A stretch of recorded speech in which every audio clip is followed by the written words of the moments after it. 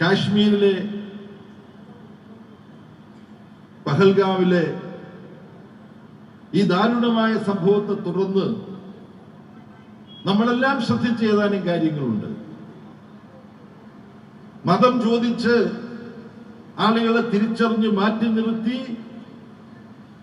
നിഷ്ഠൂരമായി വെടിയുതിർത്ത്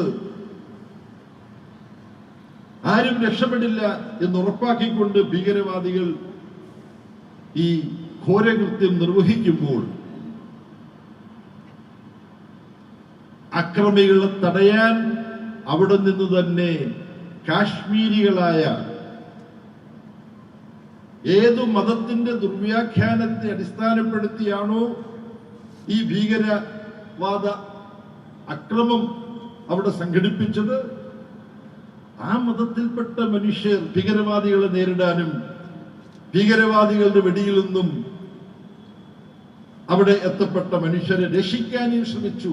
അങ്ങനെ രക്ഷപ്പെടുത്താൻ ശ്രമിച്ചുകൊണ്ട് മരണമടഞ്ഞ ഒരു കാശ്മീരി ഉണ്ട് എന്നത് കാശ്മീർ എന്ന് പറഞ്ഞാൽ ചിലർ ചിത്രീകരിക്കുന്നത് പോലെയല്ല. ഈ ഭീകരവാദ പ്രവർത്തനത്തേക്ക് അനുകൂലിക്കുന്നവരാണ് അവിടെ വലിയൊരു ഭാഗം എന്ന തരത്തിലുള്ള പ്രചരണം അത് നടക്കുന്നുണ്ട്. പക്ഷെ അതിനേക്കാൾ പ്രത്യേകിച്ച് മലയാളികളായി നമ്മൾ മുഴുവൻ മനസ്സിലാക്കിയ ഒരു കാര്യം, സ്വന്തം അച്ഛൻ നിഷ്ഠൂരമായി വെടിവെച്ച് കൊല ചെയ്യപ്പെടുന്നത് ദുഃഖം അടക്കിപ്പിടിച്ചുകൊണ്ട്, ഭീതി അടക്കിപ്പിടിച്ചുകൊണ്ട്, നഷ്ടബോധം ഒതുക്കി വെച്ചുകൊണ്ട്, സമനില തെറ്റാതെ ആ സാഹചര്യത്തിൽ നിന്ന് ആരതി എന്ന് പറയുന്ന നമ്മുടെ സഹോദരി, ശ്രീരാമചന്ദ്രന്റെ മകൾ, ആ ആരതി പറഞ്ഞ ഒരു വാചകമുണ്ട്. അവിടെ എൻ്റെ അച്ഛനെ എനിക്ക് നഷ്ടപ്പെട്ടു, അത് തീരെ നഷ്ടമാണ്. പക്ഷെ എനിക്ക് 2 പുതിയ കൂടപ്പിറപ്പുകളെ അവിടെ നിന്ന് കിട്ടി, 2 സഹോദരന്മാരെ എനിക്ക് കിട്ടി, മുസാഫറും സമീറും. 2 തൊഴിലാളികൾ. കുഞ്ഞനുജത്തിയെ പോലെ മുസാഫറും സമീറും എന്നെ രക്ഷിച്ചു, എന്റെ ഇരട്ടക്കുട്ടികളായ മക്കളെ രക്ഷിച്ചു. അമ്മ കുറച്ച് ദൂരമുണ്ട് ഈ സംഭവം നടന്ന സ്ഥലം, അവിടേക്ക് പോകാതെ ഹോട്ടലിൽ കഴിയുകയായിരുന്നു. അമ്മയുടെ അടുത്തേക്ക് ഇവർക്ക് ചെന്നെത്താനുള്ള വാഹന സൗകര്യം,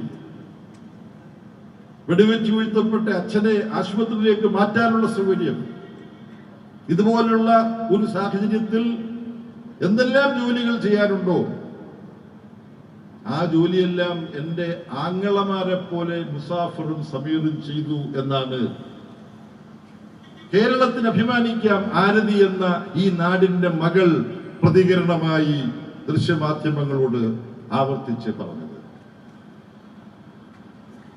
പക്ഷെ നമ്മുടെ സംസ്ഥാനത്തിന്റെയും നമ്മുടെ നാടിന്റെയും ഒരു വലിയ ബലഹീനതയും പോരായ്മയും അപമാനകരമെന്ന് പറയേണ്ടതുമായ ഒരു സ്വഭാവവിശേഷം ഇതിനെ തുടർന്ന് വെളിപ്പെട്ടു. എന്താ അത്? മനുഷ്യ സ്നേഹത്തിലും സഹോദര സ്നേഹത്തിലും അധിഷ്ഠിതമായ നമ്മുടെ കുഞ്ഞു സഹോദരി ആരതിയുടെ ഈ പ്രതികരണത്തിൽ ക്ഷുഭിതരായി എന്ന് ഞാൻ പറയുമ്പോൾ ഏത് സംഭവത്തെയും വർഗീയമായി വളച്ചൊടിച്ച് സമൂഹത്തിൽ വർഗീയ വിഭജനമുണ്ടാക്കാൻ കാത്തിരിക്കുന്നവർ, അവർ ആരതിക്കെതിരായി നടത്തിയിട്ടുള്ള സൈബർ ആക്രമണം, സാമൂഹ്യ മാധ്യമങ്ങളിലൂടെ നടത്തിയിട്ടുള്ള സംസ്കാരശൂന്യമായ കടന്നാക്രമണം നമ്മുടെ നാടിന്റെ മനസ്സിൽ ഇപ്പോഴും പക്വതയ്ക്കും സംസ്കാര സമ്പന്നതയ്ക്കും വിരുദ്ധമായ പ്രവണതകൾ സാമൂഹ്യ വിരുദ്ധമായ പ്രവണതകൾ നമ്മുടെ നാടിന്റെ മനസ്സിന്റെ ചില കോണുകളിലുണ്ട്.